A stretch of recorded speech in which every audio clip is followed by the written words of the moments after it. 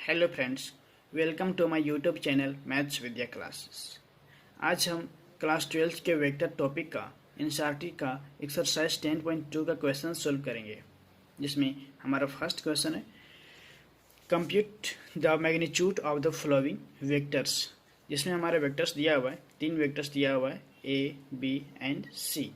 तो हमें इसका मैग्नीट्यूड निकालना है। तो जब भी हम मैग्नीट्यूड निकालते हैं, आप जानते हैं कि अगर आपके पास वेक्टर दिया हुआ हो, इस तरह का वेक्टर जिसका component X Y and Z हो, ठीक है, तो उसका हम लोग मैग्नीट्यूड निकालते हैं अंडर रूट करके, जो कंपोनेंट जो भी है उसका स्क्वायरिंग कर देते हैं। तो उसी तरह से हमारा जो यहाँ पर वेक्टर दिया हुआ है वो कौन सा वेक्टर है, ए आई जे के, इसमें स्केलर कंपोनेंट है 1 1 1। तो हम इसका क्या करेंगे, अंडर रूट निकाल के 1 का स्क्वायर कर देंगे और जब सम करेंगे तो रूट 3 आ जाएगा। उसी तरह से बी दिया हुआ है, तो बी का जो भी स्केलर कंपोनेंट है हम अंडर रूट करके, अब इसमें नेगेटिव है तो नेगेटिव को आपको नहीं सोचना है। नेगेटिव क्या है कि 7 में नेगेटिव है, आपको प्लस ही लिखना है। जब भी आप निकालेंगे मैग्नीट्यूड, आपको प्लस लिख करके फिर 7 में माइनस करेंगे और पूरा -7 का होल स्क्वायर करेंगे, ठीक है। बहुत स्टूडेंट्स क्या करते हैं कि यहाँ पर अगर माइनस है तो बीच में यहाँ भी माइनस दे देंगे, ठीक है, इससे आपका आंसर गलत आएगा। ये नहीं है, आपको क्या करना है कि प्लस ही लिखना है और 7 से पहले माइनस लगा के पूरे का होल स्क्वायर करेंगे और ये वैल्यू पॉजिटिव आ जाएगा, ठीक है। तो देख रहे हो 2 का स्क्वायर किए तो 4, 7 का 49 एंड 3 का 9, इस तरह से हमारे 62। सी का वैल्यू गिवन है आपको 1/√3 1/√3 एंड यहाँ पर -1/√3, ये स्केलर कंपोनेंट हुआ। इसका हम स्क्वायरिंग करेंगे अंडर रूट करके, देन ये आ जाएगा 1/3 1/3 1/3। तीनों का सम करेंगे तो आ जाएगा आपका न्यूमरेटर में 3, डिनोमिनेटर में √3 और इस तरह से कैंसल आउट होकर 1 बचेगा और ये आ गया वैल्यू 1, ठीक है। क्वेश्चन नंबर 2 जो है हम लोगों का एनसीईआरटी में, वो क्या है कि right 2 different vectors having same magnitude. आपको 2 वेक्टर्स लिखना है जिसका मैग्नीट्यूड सेम हो, ठीक है। वेक्टर्स डिफरेंट होना चाहिए बट उसका अगर हम लोग मैग्नीट्यूड निकालते हैं वो सेम होना चाहिए, ओके।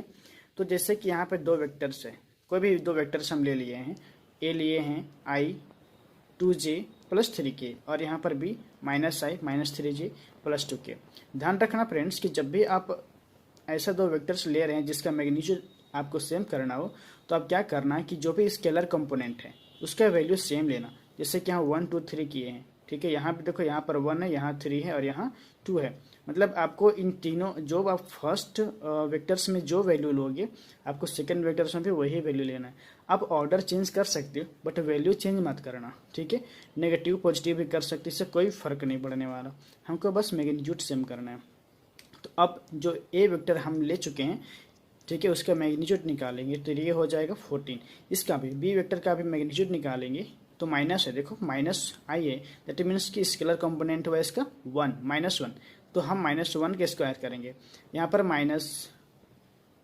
एक मिनट, यहाँ गलती से हो गया है, -2 लिखा गया जबकि लिखना था -3, ओके जी हाँ। तो ये हो जाएगा -3, ओके, और ये 2, तो इसका जब हम लोग स्क्वायरिंग करेंगे, सम करेंगे तो ये आ जाएगा 14। तो आप देख रहे हो कि magnitude of A and magnitude of B दोनों इक्वल है, √14 एंड √14, बट जो दोनों वेक्टर्स हैं वो हमारा डिफरेंट है। तो जो गिवन में था कि 2 वेक्टर्स हैविंग सेम मैग्नीट्यूड, वो क्या क्या हो जाएंगे, vector A and vector B, ठीक है, ये 2 हैं, हो जाएंगे वेक्टर्स आपके पास, यही दोनों हैं।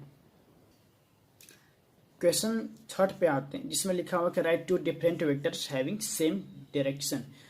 पिछले क्वेश्चन में था कि हैविंग सेम मैग्नीट्यूड, इस वाले क्वेश्चन में है कि हैविंग सेम डायरेक्शन। तो डायरेक्शन अगर सेम दिखाना है तो आपका ध्यान जाना चाहिए कहाँ, कोलिनियर पे, ठीक है। कोलिनियर हम लोग जानते हैं कि 2 वेक्टर कोलिनियर तब होता है या तो वो एक ही लाइन पे हो, ठीक है, या तो पैरेलल हो, ओके, पैरेलल हो सकता है या तो एक ही लाइन पे। जो ये लिखा हुआ है उसको वो दिखाता है कि या तो एक ही लाइन में है या तो वो पैरेलल है, मतलब जो बी वेक्टर है वो ए पे डिपेंडेंट है, ओके, ऐसा कुछ। तो lambda is a scalar, lambda क्या है कि स्केलर है। स्केलर मतलब कोई भी वैल्यू हो सकता है, कॉन्स्टेंट, कोई भी वैल्यू आप ले सकते हो, 1 2 3 4 -5 एंड मैनी थिंग्स, ओके।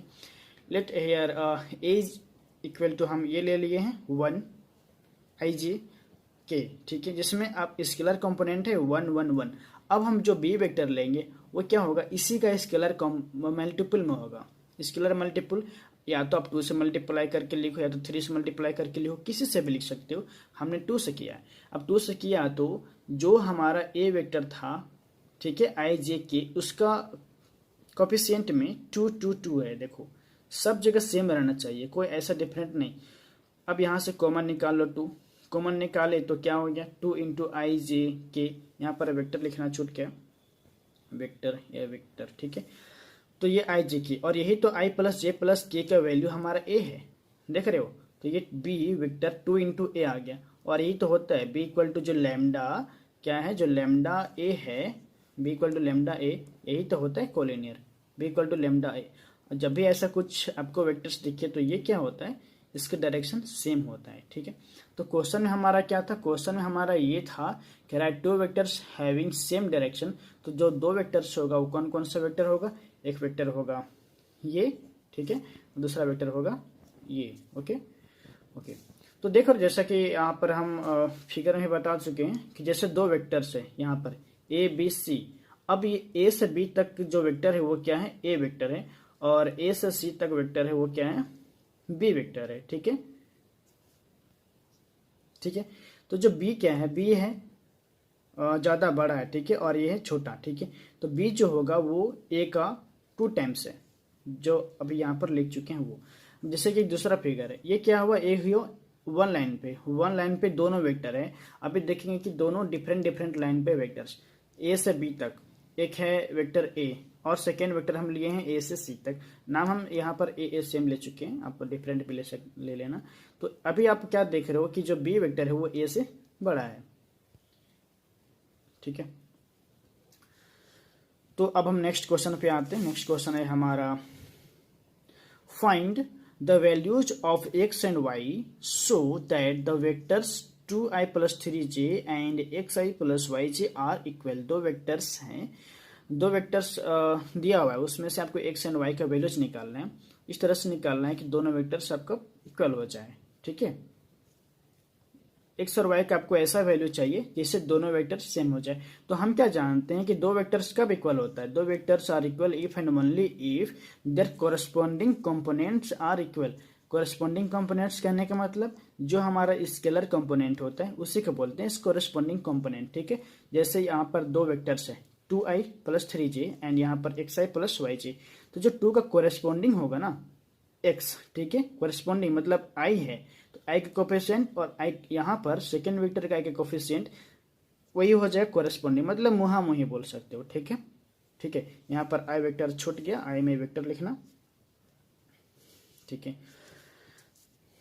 तो यहाँ पर अगर कोरेस्पॉन्डिंग कंपोनेंट इक्वल करना हो तो क्या हो जाएगा, देखो 2 वेक्टर्स हैं हमारा ए और बी, तो दोनों वेक्टर इक्वल कब होगा, जब हमारा 2 इक्वल टू एक्स हो जाएगा, मतलब इसका कोफिशिएंट और इसका, ये दोनों कोफिशिएंट इक्वल हो जाएंगे, 2 इक्वल टू एक्स एंड यहाँ पर 3 इक्वल टू हो जाएंगे वाई, ठीक है।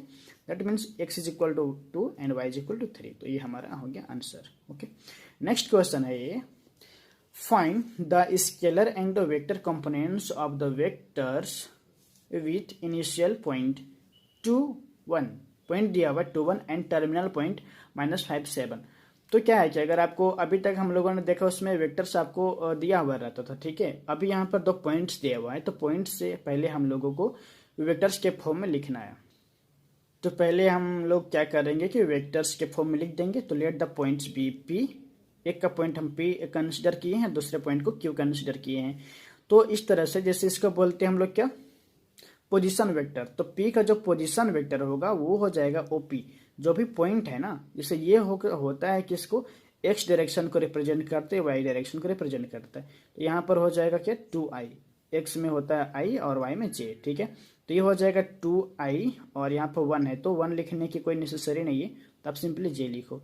तो 2i प्लस j, सेकेंड लिखना होगा क्यू, तो यहाँ पर -5 है, तो -5 के साथ में i लगेगा और 7 के साथ j लगेगा, तो -7i प्लस 7j। अगर यहाँ पर माइनस रहता तो हम यहाँ भी माइनस ही लिखते, ओके ठीक है।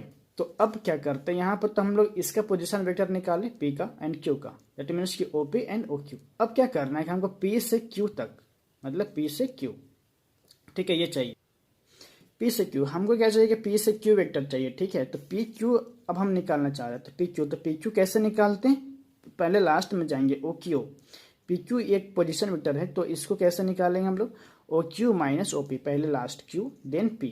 तो पहले ओ क्यू निकालेंगे then minus O P. O Q का वैल्यू ये है -5i, और यहाँ पर ओ पी करेंगे तो ओ पी में भी 2i है, ठीक है। तो i वाला i के साथ में सब्ट्रैक्ट होगा, तो -5 और फिर यहाँ पर -2 हो जाएगा ना, क्योंकि माइनस ओ पी है तो -2, तो -5 और -2 हो जाएगा -7i। ओके, देन नेक्स्ट में क्या है, ओ क्यू, तो ओ क्यू क्या है यहाँ पर 7 है, ठीक है।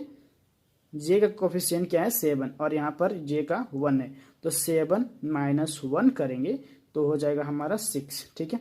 तो ये हमारा वेक्टर आया। अब इसमें से आपको चाहिए scalar component and vector component, यही था हमारा क्वेश्चन में, स्केलर एंड वेक्टर कंपोनेंट हम लोगों को निकालना था। तो स्केलर कंपोनेंट क्या हो जाएगा, जो इसका कोफिशिएंट है ना आई और जे का, वही -7 एंड 6, ये हुआ स्केलर, क्योंकि इसमें आई और जे नहीं है, स्केलर है, ठीक है। एंड चाहिए vector components are -7i and 6j, ठीक है। तो आज के लिए इतना ही फ्रेंड्स। देन इसके बाद हम 5 से मतलब कि 6 क्वेश्चन से आगे का क्वेश्चन हम नेक्स्ट वीडियो में अपलोड करेंगे, आप लोग इसको देखना, ठीक है। और अपकमिंग वीडियो के लिए आप लाइक और सब्सक्राइब जरूर कर देना, ताकि जो भी आने वाली वीडियो जो आप तक नोटिफिकेशन इसका पहुंच सके, ठीक है। तो बाय बाय, मिलते हैं फिर।